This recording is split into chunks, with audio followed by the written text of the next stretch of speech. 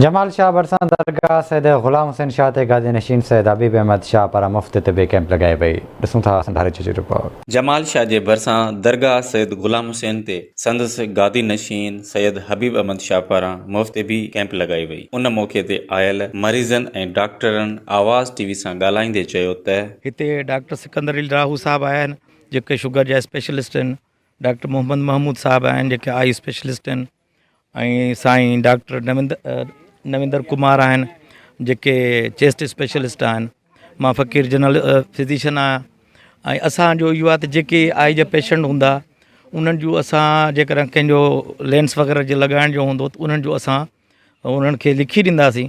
उन्हनि जो असां उन्हनि खे ॿुधाईंदासीं त कहिड़ी तारीख़ अचनि त उन्हनि खे लेंस वग़ैरह ऑपरेशन वग़ैरह जेके अफोर्ड न करे सघंदा उन्हनि खे उहो बि असां फ्री ऑफ पेशेंट्स को फ्री में मेडिसिन वगैरह प्रोवाइड कर रहे हैं और जितना जल्द हो सकता है इनको हम कंसल्ट कर रहे हैं कि आप मेडिसिन के इस्तेमाल के साथ साथ हम इनको क्लीनिंग का भी बता रहे हैं किस तरह अपनी आइज़ को साफ़ रख सकते हैं और किस तरह से आप जो है फर्दर अपनी आई साइट को इम्प्रूव कर सकते हैं। तव्हांजे माण्हुनि जी जगह तमामु रिमोट एरिया है, तक़रीबन नवाबशाह खां मूंखे अंदाज़ो आहे त कोई 35-40 किलोमीटर जो मुफ़ासिलो असां करे हिते पहुता आहियूं ऐं काफ़ी माण्हू हिते मौजूदु आहिनि। इंशाअल्लाह ताला सभु जेके डॉक्टर आहिनि उन्हनि खे पंहिंजूं सर्विसिस ॾींदा। मैन हसन जोकियो सां गॾु मोहम्मद हसन धारे जो आवाज़ टीवी जमाल शाह।